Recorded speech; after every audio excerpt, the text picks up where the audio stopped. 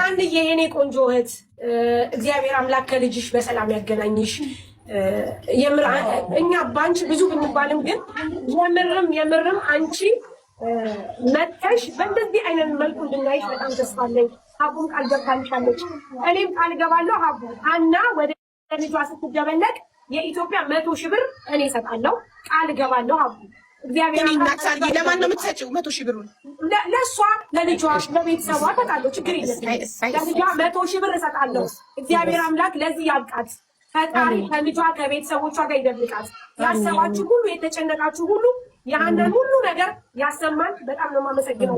በእሷ የተነሳ ነው እዛ እኔ ቤት 52,000 ሰው መጥቶ 1 ሚሊዮን በአንድ ቀን ውስጥ የገባሁትና እጅግ በጣም እግዚአብሔር አምላክ ማስብላለች ስለሆነች ሰያም ብዙ ነገር ያየባት ስለሆነች የምር ከልቤ ነው ብሎ አማን በጣም መልዕክት ላስተላልፍላችሁ።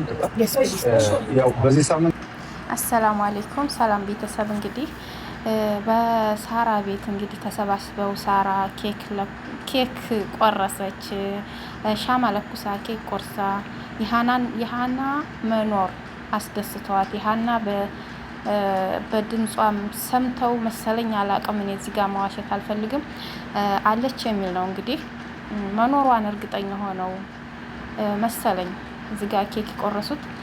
እንደገና ደግሞ የገጠር ልጅ በራሱ ፔጅ በቲክቶክ አካውንት ምን ብሎ ለቋል?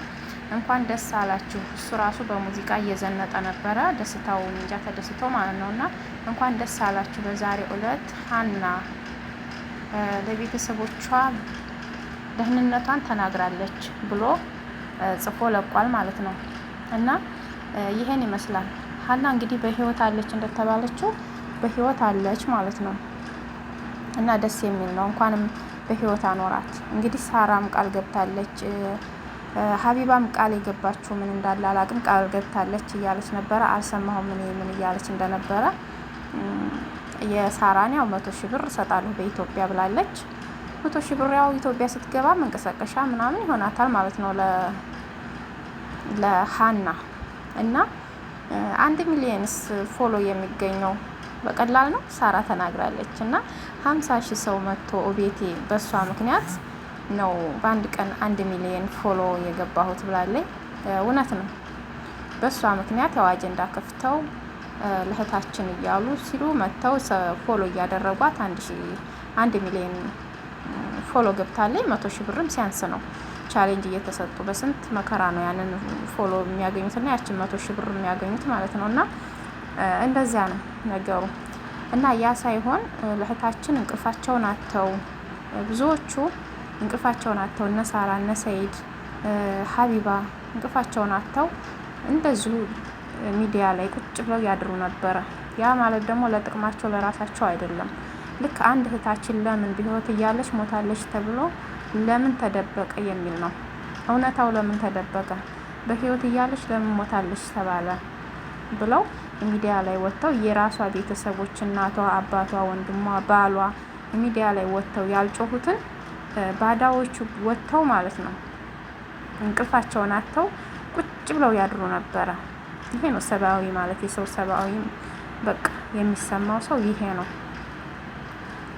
ይሄ የምታዩት እንግዲህ በሀና ጉዳይ ረብሻ ተነስቶ እየመላ ይዛ ያሉበት ሸራቸው ምናምን በቃ የጥይት ተኩስ አለ ማለት ነው። እዚህ ጋር ነው አሁን ድምጹን እንትን ሳይለንት አድርጌው ነው ይረብሻል። ተኩስ አለና እየተባረሩ እየተሯሯጡ ነው ያሉት። ግማሹ ይቀርጻል ቪዲዮ ምናምን ቀረጻ አድርጎ ይለቃል ማለት ነው ቲክቶክ ላይና እየተሯሯጡ ነበረ። ይሄኛው ደግሞ እነዚህ የሚታገቱበት ቦታ ነው እንግዲህ አያችሁ።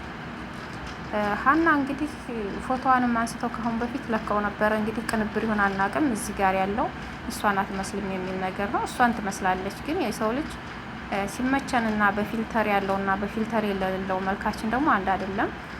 የሰው ልጅ ደግሞ ሲመቸውና ሲበሰቋቋል መልኩ ይለያያል። እሷን ነው የሚመስለው። አላሁ አለም። እውነታው እንግዲህ የት እንዳለ የምናውቀው ነገር የለም። እኛ ያው ሚዲያ ላይ ሲያመጡት እውነት ነው ወይ ብለን የምንለው ነገር ነው። እዚህ ውስጥ ነው እንግዲህ እዚህ በረሃ ውስጥ ሸራ ተደርጎ ሙቀቱን አስባችሁታል። ሸራ ተወጥሮ ነው እዚህ ውስጥ የሚኖሩት።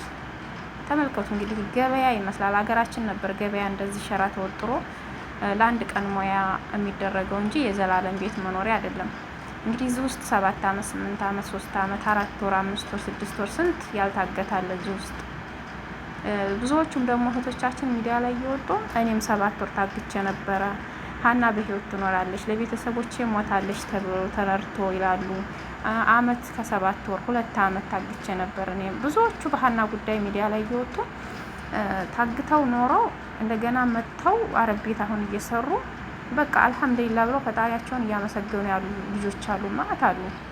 በእንደዚህ አይነት ውስጥ እንግዲህ ያግቷቸዋል። ትንሽ ደግሞ ቆንጆ ቆንጆ የሆኑትን ሴቶች ያግቷቸዋል፣ አያስከዷቸውም። እዛ ያግቱና እንደፈለጋቸው የሚያደርጉት ነገር አለ ማለት ነው። እና እዛው ነው የሚያስቀሯቸው። እንግዲህ ከኢትዮጵያ ስንመጣ እኔ ቆንጆ ነኝና ከሰው እሻላለሁኝና እንደዚህ ይደርስብኛል ብለን መንገድ ላይ ችግር ይደርስብናል ብለን አናስብም። ያንን ነገር ዝም ብለን ነው መንገድ የምንገባው። መተን ሰርተን እንድንለወጥ ቤተሰቦቻችንን የተሻለ ህይወት እንዲኖራቸው እኛም የተሻለ እንዲኖረን ብለን የሰዎችን እዚህ መተው ህይወታቸው ተሻሽሎ ቤት ሰርተው ብዙ ነገር አድርገው ስናይ እኛም ብድግ እያልን የምንመጣው ማለት ነው። እና ለመለወጥ ነው። ግን መተው ይህን ሁሉ በረሃ አቋርጠው መተው ባጭር ይቀራሉ፣ በዱርዬዎች እነሱ በጠገቡት ማለት ነው። እነሱ ይበላሉ፣ ይጠጣሉ፣ ሁሉ ነገር አለ፣ ያስመጣሉ ከከተማ። እነዚሁ ዱርዬዎቹ፣ ሽፍታዎቹ፣ ደላላዎቹ ምኖቹ ማለት ነው እንደ ልባቸው ነው የሚበሉት የሚጠጡት። ግን እኛ ምስኪኖቹ ልጆች ጠግበው እንኳን ውሃ እንኳን ጠጥተው የማያውቁ ጠግበው እንኳን ውሃ አይጠጡም፣ አይደለም እንኳን ምግብ። በዚያን ሰዓት ደግሞ ሲቃይ ይደርስባቸዋል፣ ይታገታሉ፣ ስንት ነገር ይደረጋሉ፣ ስንት ሲቃይ ይደርስባቸዋል። እና ብዙ ነገር አለ። በባህር የመጣችሁ ልጆች ብዙ ነገር ታውቃላችሁ፣ በሰላም የመጣችሁ ልጆች አላችሁ። እና ይህን ሁሉ ሲቃይ እንግዲህ እያደረሱ የሚገኙ ናቸው እነሱ። እዛ የመን ላይ በረሃ ላይ ሸራ ወጥረው ሴትን እያገቱ የሚያሰቃዩ ወንዶች ይሄ ሲያንሳቸው ነው ብዬ ነው የምለው። ሸራቸው መቃጠሉ፣ ጦርነት መነሳቱ ሲያንሳቸው ነው። እኛ ምስኪኖቹን አይንኳቸው እንጂ እነሱን እነኝህን ሽፍታዎችን ሰው የሚያሰቃዩትን ይበሏቸው፣ ሲያንሳቸው ነው። ይሄም ማለትም ጥሩ ነገር እየሰሩ አይደለማ። ማንንም በሰላም እያስገቡ አይደለም። ማንንም ባሉት በቃላቸው ደግሞ አይገኙም። ከሀገር ሲመጡ ይህን ያህል ብር ይላሉ፣ በዚህ እንደዚህ አድርገን እናስገባቸዋለን፣ ኧረ ምንም ችግር የለም ይላሉ። እጃቸው ከገቡ በኋላ እና እዛ ቦታ ላይ ሲደርሱ አግተው አፍነው እየደበደቡ እያሰቃዩ ይሄን ያህል ብር ካላመጣሽ ብለው ቤተሰብን የሚያስጨንቁ ናቸው። እና ይሄ ስራቸው ጥሩ አይደለም። ብዙ ነገሮችን የሚሰሩ ናቸውና እንግዲህ የየመን ወታደሮች የየመን ሕግ እያወቀላቸው ነው ስራቸውን። በዚህ መልኩ እንግዲህ አድገናል ብለዋል እነ ተስፍሽ አረጌው እነ ሁሉም ተናግረውታል። ያንን ነገር አድርገናል፣ ቦታቸው ተቃጥሏል፣ ሸራቸው የተወጠሩት ሸራ ተቃጥሏል፣ ብዙ ነገሮችን ብለው ነበረ። እውነት ከሆነ ደስ ይለናል ብለናል። እኛም መቼም እውነት ሳይሆን አይታወቅም። እኛ አሁን እውነታው ነገር እኔ ለራሴ እማምነው ነገር መሰላችሁ ይሄ ሳይሆን ሀና ልክ በራሷ አንደበት በራሷ በቪዲዮ ወጥታ እንደው ፈጣሪ ይመስገን አልሐምዱሊላህ ብላ ፈጣሪዋን አመስግና ቤተሰቦቿ ጋር ሆና ልጇን አቅፋ በቃ ያንን ነው እኔ የማምነው። ያ ነገር ነው በቃ እውነት ሀና በህይወት መኖርና መንጣቷ ያ እውነት ከሆነ ስንትም ሞተዋል እየተባሉ ቤተሰቦቻቸው የተረዱ ሰዎች አሉ ማለት ነው። በቃ መቼም ያው ሁሉም አሉ ሳይሆን የሞቱትም ሞተው የኖሩትም ሊኖሩ ይችላሉ። ብዙም እውነት አይደለም ለማለት ይቻላል። እንግዲህ አላህ ይጠብቃቸው ሁላቸውንም እህቶቻችንን። እውነት በስቃይ ላይ ያሉትን ሁሉ አላህ ፈርጃውን ይፈርጃቸው፣ መልካምን ደግሞ ይዘዝላቸው። ህይወታቸውን የመጨረሻውን ህይወታቸውን መልካም ነገር ያድርግላቸው። ከምር እዛ ውስጥ ተሰቃይተው እዛ በረሃ ውስጥ እንደዛ ሆነው እንደው የኔስ እህት ብትሆን ብለን ብንፈርድ፣ አሁን እኛ እህትም ወንድም መጥቶ እዛ ውስጥ ላይኖርብን ይችላሉ። ግን ቢሆንስ ብለን ያዘንን ብዙ ነገር አለ። በቃ እኔስ ብሆን እህቴ ብትሆን ወንድሜ ቢሆን ብሎ ያላዘነ የለም። እዛ በረሃ ውስጥ እንደዛ ታግተውና እንደዛ ሆነው በጣም ያሳዝናል።